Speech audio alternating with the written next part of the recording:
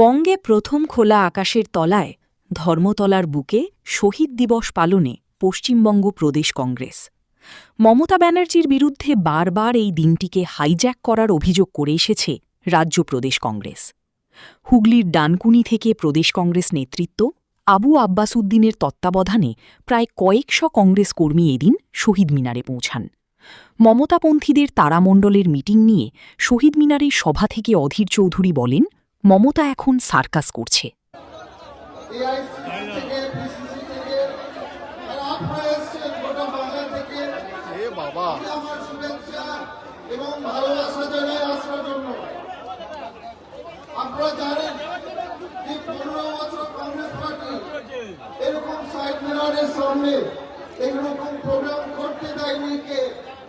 করতে দেয়নি টিএমসি সরকার, পারমিশন দেয়নি আমাদেরকে, কিন্তু ওয়ার্কার তো আমাদের। কংগ্রেস এমপি সাহেব আজকে আপনাদের বলেন একটা নাটক চলছে, আরো ভুল জায়গা সমাজের ভট্টাচার্যজি, দেবপ্রসাদজি, অভিজিৎ মুখার্জি, আমাদের আরো আরো অনেক কারণ আছে। দাদা দাদা গো দাদা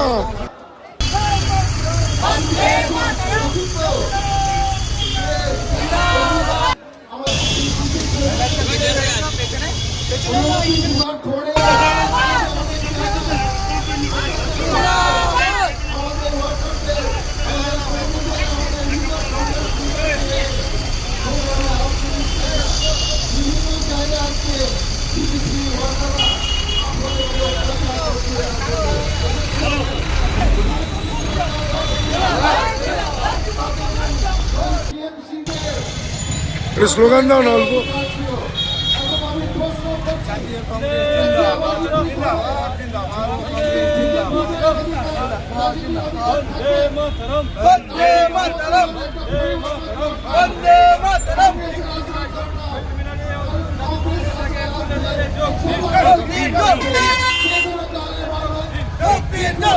আজকের দিনটা একটা কি বলে একটা খুব দুঃখের দিন, যে আজকে এই দিনেতে আমাদের তরতাজা 13টা যুবক বামফ্রন্টের গুলিতে, তাদের পুলিশের গুলিতে সেদিনে তারা প্রাণ দিয়েছিল। প্রাণটা দিয়েছিল জন্যে তারা সেদিনে কলকাতার বুকেতে নো আইডেন্টি নো ভোট নিয়ে সেদিনে তারা আন্দোলন করেছিল। সেই আন্দোলনের উপরে আন্দোলনটা এত দৃঢ় হয়েছিল, সেখানে এই তখনকার তদানীন্তন বামফ্রন্ট সরকার তার স্বরাষ্ট্র সচিব মনীশ গুপ্তর নির্দেশে গুলি চালিয়েছিল। আমরা সেদিনে দেখেছি যে আমাদের তরতাজা 13টা প্রাণ সেদিনে মাটিতে লুটিয়ে পড়েছিল, তাদের রক্তে সেদিনে রাজপথ লাল হয়ে গিয়েছিল। আজকে তার প্রতিবাদে আমরা তাদের আত্মার শান্তি কামনার জন্য, তাদের পরিবারবর্গকে সমবেদনা জানার জন্য আজকে আমাদের প্রদেশ কংগ্রেসের মাননীয় সভাপতি শুভঙ্কর সরকার আজকে শহীদ মিনার ডাক দিয়েছে। আপনারা বলবেন হয়তো 93 সাল আজকে শহীদ মিনার কেন? এর আগে আমরা প্রদেশ কংগ্রেস অফিসে এই দিনটাকে আমরা পালন করতাম, আজকে আমরা একটু বড় করে পালন করতাম। পাশাপাশি দেখা গেছে যে মমতা, যেটা বারবার কংগ্রেসের শিবির থেকে বলা হতো, মমতা বন্দ্যোপাধ্যায় তৎকালীন তৃণমূল কংগ্রেস এই দিনটিকে হাইজ্যাক করেছে। দেখুন, হাইজ্যাক মমতা বন্দ্যোপাধ্যায় তখন তো যুব কংগ্রেসের নেত্রী ছিলেন, তার নেতৃত্বে সেই আন্দোলনটা হয়েছিল। অ্যাকচুয়ালি এটা তো কংগ্রেসের আন্দোলন, সেই আন্দোলন সংগঠিত হয়েছিল। এবারে কেউ যদি কারো প্রোগ্রাম করে তাতে তো কোনো বাধা নেই, সে করেছে তাদের করেছে, আমাদের তাতে বলার আমাদের সঙ্গে কোনো সম্পর্ক। এর মধ্যে যে ধরনের ঘটনাকে কেন্দ্র করে আজ এতগুলো বছর 21শে জুলাই পালন হয়ে আসছে, ঠিক সেরকমই একটা ঘটনা এবছর 20 জুলাই দিল্লির বুকে ঘটলো, যেখানে ছাত্ররা তাদের অধিকার চাইতে গেল, শিক্ষকের অধিকার চাইতে গেল। সেখানে সংসদ ভবন যখন ঘেরাও হলো, তাতে প্রধানমন্ত্রী চলে যাওয়ার পরে দিল্লি পুলিশ তাদের উপর যথেষ্ট লাঠিচার্জ করে।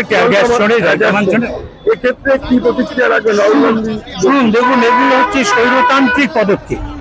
তারা চায় যে মানুষের গণতান্ত্রিক আন্দোলনকে, শান্তিপ্রিয় আন্দোলনকে তারা দমন করে দিয়ে তারা নিজেদের ক্ষমতাটাকে জাহির করতে চাইছে। তারা দেখতে পাচ্ছে যে তাদের বিরুদ্ধে মানুষ আজ এককাট্টা হয়ে গেছে, তাদের আর জনসমর্থন নেই, আর জনসমর্থন তাদের বিরুদ্ধে চলে গেছে। সেটিকে দমন পীড়ন করার জন্য তারা আজকে ওরা তো গুলি চালায়নি, আমাদের এখানে বামফ্রন্ট গুলি চালিয়েছিল। ওরা টিয়ার গ্যাস শুনেছে, কাঁদনে গ্যাস শুনেছে, জল কামান ছুঁড়েছে, লাঠিচার্জ করেছে বাচ্চা বাচ্চা ছেলেদের উপর। এটা অতিরিক্ত অন্যায়। এই থেকে আমরা সম্পূর্ণ জাতীয় কংগ্রেসের পক্ষ থেকে এটাকে আমরা ঘৃণা করছি, এর বিরুদ্ধে আমরা ধিক্কার জানাচ্ছি। শেষ প্রশ্ন হচ্ছে যে এবছর পশ্চিমবঙ্গের বুকে 3 জন শহীদ দিবস পালন করছে, এটা কি শহীদদের নিয়ে ছিনিমিনি খেলা বা? শুনুন, দেখুন, এটা শহীদদের দিবস হচ্ছে, দেখুন, এটা আমাদের জাতীয় কংগ্রেসের প্রোগ্রাম ছিল, সেটা জাতীয় কংগ্রেসের শাখা যুব কংগ্রেসের প্রোগ্রাম ছিল। আমরা কংগ্রেসের সৈনিক হিসাবে আমাদের কংগ্রেস থেকে আজকে যুব কংগ্রেসের ডাক দিয়েছে, সেই যুব কংগ্রেসের ডাকটাকে জাতীয় কংগ্রেস, প্রদেশ কংগ্রেস সেটাকে পূর্ণ সমর্থন করে এগিয়ে নিয়ে যাচ্ছে। কে কি করছে আমাদের মাথা ব্যথা দরকার। যে আজকের দিনটা গোটা ভারতবর্ষের কাছে একটা নজিরবিহীন দিন, এবং আজকে নজিরবিহীন ভাবে পশ্চিমবঙ্গের বুকে থেকে শুরু করে দিল্লি অব্দি টোটাল 4খানা 21শে জুলাই পালন হচ্ছে। তার মধ্যে একটি করছে কংগ্রেস, যেখানে জাতীয় নেতৃত্ব থেকে শুরু করে দিল্লি নেতৃত্ব থাকছে। কোথাও দাঁড়িয়ে শহীদদের প্রতি আজকের দিনটা, আজকের বছরে অন্তত ব্যাপারটা তাদেরকে নিয়ে খোরাক হয়ে গেল না? মানে ওই শহীদ পরিবারগুলো কার কাছে আসবে? দেখুন, এইটা আপনি যেটা বলেছেন, আপনার প্রশ্নটা খুবই সুন্দর প্রশ্ন, কিন্তু আপনাকে একটা কথা বলি, অরিজিনালি শহীদ দিবসটা কিন্তু জাতীয় কংগ্রেসের। সেদিন যখন 1993 সালে জুলাই 21 তারিখে এই ঘটনাটা ঘটেছিল, তখন কিন্তু প্রত্যেকের হাতে যুব বা জাতীয় কংগ্রেসের ঝান্ডাই ছিল। সেইটাকে নিয়ে আজকে যে 4টে প্রোগ্রাম হচ্ছে, তার ভেতর 3 জন যে আছে তারা এটাকে হাইজ্যাক করে এটাকে ছেলে মানুষই করছিল। কেউ পাগলু নাচের ছিল, কেউ এবার আবার যারা আরেকটা আছে যারা দুর্নীতিগ্রস্ত, চুরি করে টাকা বাঁচাবার জন্য বিজেপির সাথে গেছে, সেরকম দুটো দলকেও দেখা যাচ্ছে। এরা এটাকে নিয়ে একটা ছেলে মানুষই করছে। অরিজিনালি তর্পণ যদি হয়, সেটা আজকে শহীদ দিবসে শুভঙ্করদার নেতৃত্বেই হবে এবং জাতীয় কংগ্রেসের নেতৃত্বে হবে। এটাই আমাদের প্রোগ্রাম, এবং প্রত্যেক বছরই হবে। কিন্তু আপনারা দেখবেন আগামী 2-3 বছর পর হয়তো এই যারা দালালেরা আছে তারা আর এই প্রোগ্রামে ইন্টারেস্ট হবে না, কারণ তাদের জাতীয় কংগ্রেসেরই তারা শহীদ, এদের নয়, এদের হচ্ছে শহীদ হচ্ছে পাগলু, রচনা ব্যানার্জি, এসব দুর্নীতিগ্রস্ত এদের শহীদ। আপনার নাম ডেজিগনেশন? আমার নাম গৌতম কুমার নাথ, আমি টাউন প্রেসিডেন্ট ব্যাঙ্কুতে। বলছি, দীর্ঘ 30-35 বছরের যে ইতিহাস, যেখানে হচ্ছে আসতে 99 সালে এরকম একটি দিনে যে কংগ্রেসের নেতৃত্বের উপর গুলি চলেছে।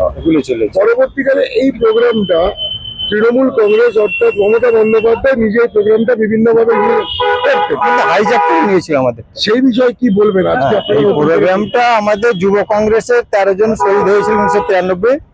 রাইটার্স বিল্ডিং আমাদের ছিল ডেপুটেশন, মানে একটা কর্মসূচি ছিল ভোটার কার্ড চালু করার বিষয়ে। তখন তো ভোটার কার্ড চালু করেনি, যাতে ভোটার কার্ডে ভোট মানে করা যায়। তো তার জন্য 13 জন আমাদের কংগ্রেসের লোক শহীদ হয়েছিলেন। আর তখন মনীশ গুপ্ত সেই সময় স্বরাষ্ট্র সচিব, উনি গুলি চালাবার নির্দেশ দিয়ে তখন উনি ছিলেন। ওই মনীশ গুপ্তকে আবার তৃণমূলের মমতা যখন সরকার তৃণমূল করলো, তোকে আবার মন্ত্রিত্ব পদ দিয়ে বিদ্যুৎ মন্ত্রী হয়েছিল। ওকে আবার তখন মানে একটা পুরস্কৃত করলে, ওকে আবার মন্ত্রিত্ব বিদ্যুৎ মন্ত্রী করেছিল। তো আমাদের কাছে কংগ্রেস, জাতীয় কংগ্রেস এবং আমাদের যুব কংগ্রেস এটা কর্মসূচি, এটা তখনকারের। কিন্তু আমরা শহীদ দিবস দীর্ঘদিন আমরা করে আসছি। কলকাতা মহাজাতি সদনে আমাদের প্রোগ্রাম হতো, ওনারা শহীদ মিনারে করতেন, আমাদের মহাজাতি সদনে এটা হয়ে আসছে। তো আমাদের কাছে কথা হচ্ছে, এইটা আমাদের ইদানিং যুব কংগ্রেসের যে কর্মসূচি বলে না, আমাদের মাদার কংগ্রেস, মহিলা কংগ্রেস, কিষাণ কংগ্রেস, সমস্ত উইংসের তরফ থেকে এইটাকে আমরা এই আজকের দিনে সমস্ত জায়গা থেকে উইংস থেকে আমাদের সব শহীদ মিনারে যোগদান হবে। তো যাতে আমরা আগামী দিনে এই কংগ্রেস ছাড়া কোনো গতি নেই, দেশ চালাতে গেলে কংগ্রেসের দরকার খুবই। এখন যা পরিস্থিতি চলছে ভারতবর্ষের, মানে বিষয় এখন মানে কোনো শাসনের মানে শোষণ চলছে, কোনো আইন শৃঙ্খলা নেই, দ্রব্যমূল্যের জিনিসের আকাশছোঁয়া দাম, গরিব মানুষের মানে বাঁচা এখন দুর্বিষহ হয়ে উঠেছে। তো আগামীতে কংগ্রেস আমাদের রাহুল গান্ধী যে হারে ভারতবর্ষে উনি একটা লড়াই দিচ্ছেন, হ্যাঁ, সেই হিসাবে আগামীতে কংগ্রেস খুব শিগগিরই কংগ্রেস সরকারে আসবে, জোট সরকারে আসবে, ইন্ডিয়া জোট হ্যাঁ আসবে। রাহুল গান্ধীর নেতৃত্বে প্রিয়াঙ্কা গান্ধী আছেন, সোনিয়া গান্ধীজি আছেন।